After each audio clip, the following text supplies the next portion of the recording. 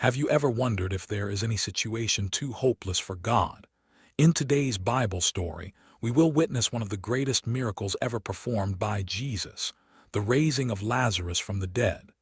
This powerful event reveals that Jesus has authority not only over sickness, but even over death itself. It is a story of faith, sorrow, hope, and the amazing power of God. Our story is found in the Gospel of John, chapter 11. Sections 1. Lazarus becomes sick. In the village of Bethany lived three siblings, Lazarus, Martha, and Mary. They were close friends of Jesus, and he often visited their home. One day, Lazarus became seriously ill. As his condition worsened, Martha and Mary became deeply worried. Knowing that Jesus could heal the sick, they sent a message to him saying, "Lord, the one you love is sick." When Jesus received the message, his disciples expected him to leave immediately.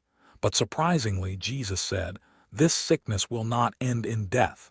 No, it is for God's glory, so that God's Son may be glorified through it."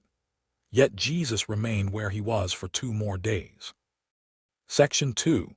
Jesus decides to go to Bethany. After 2 days, Jesus said to his disciples, "Let us go back to Judea."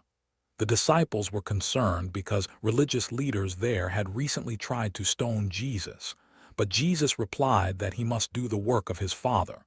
Then Jesus said something mysterious. "Our friend Lazarus has fallen asleep, but I am going there to wake him up." The disciples misunderstood and thought Lazarus was simply resting. So Jesus told them plainly, "Lazarus is dead, and for your sake I am glad I was not there, so that you may believe." Then Thomas courageously said, "Let us also go, that we may die with him." Section 3. Jesus meets Martha and Mary. When Jesus arrived in Bethany, Lazarus had already been in the tomb for 4 days. Many mourners had gathered to comfort Martha and Mary. As soon as Martha heard that Jesus was coming, she went out to meet him. With tears in her eyes, she said, "Lord, if you had been here, my brother would not have died." But Martha still had faith. "I know that even now God will give you whatever you ask." Jesus said to her, "Your brother will rise again." Martha replied, "I know he will rise again in the resurrection at the last day." Jesus then made one of the most powerful statements in the Bible, "I am the resurrection and the life.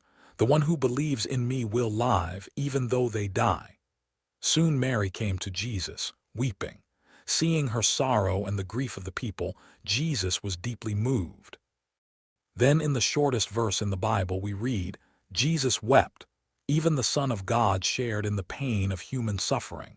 Section 4. At the tomb, Jesus asked, "Where have you laid him?" The people led him to the tomb. The tomb was a cave with a large stone covering its entrance. Jesus commanded, "Take away the stone." Martha hesitated. "Lord, by this time there is a bad odor, for he has been there 4 days." But Jesus answered, "Did I not tell you that if you believe, you will see the glory of God?" The people rolled the stone away. Jesus looked up toward heaven and prayed, "Father, I thank you that you have heard me. I knew that you always hear me, but I said this for the benefit of the people standing here, that they may believe that you sent me." Section 5. Lazarus comes out. Then Jesus cried out with a loud voice, "Lazarus, come out." For a moment everything was silent. Then suddenly movement appeared inside the tomb. To everyone's amazement, Lazarus walked out alive, still wrapped in grave clothes. Shock filled the crowd. Some fell to their knees in worship. Others stared in disbelief. Jesus said, "Take off the grave clothes and let him go." Death had been defeated. Section 6. Conclusion and lesson. The raising of Lazarus revealed Jesus' divine power and strengthened the faith of many who witnessed it. This miracle reminds us that no situation is beyond God's power. Even when circumstances seem hopeless, God can bring life, hope, and restoration. Jesus declared, "I am the resurrection and the life." Through him, believers have the promise of eternal life. What seems impossible to people is never impossible for God.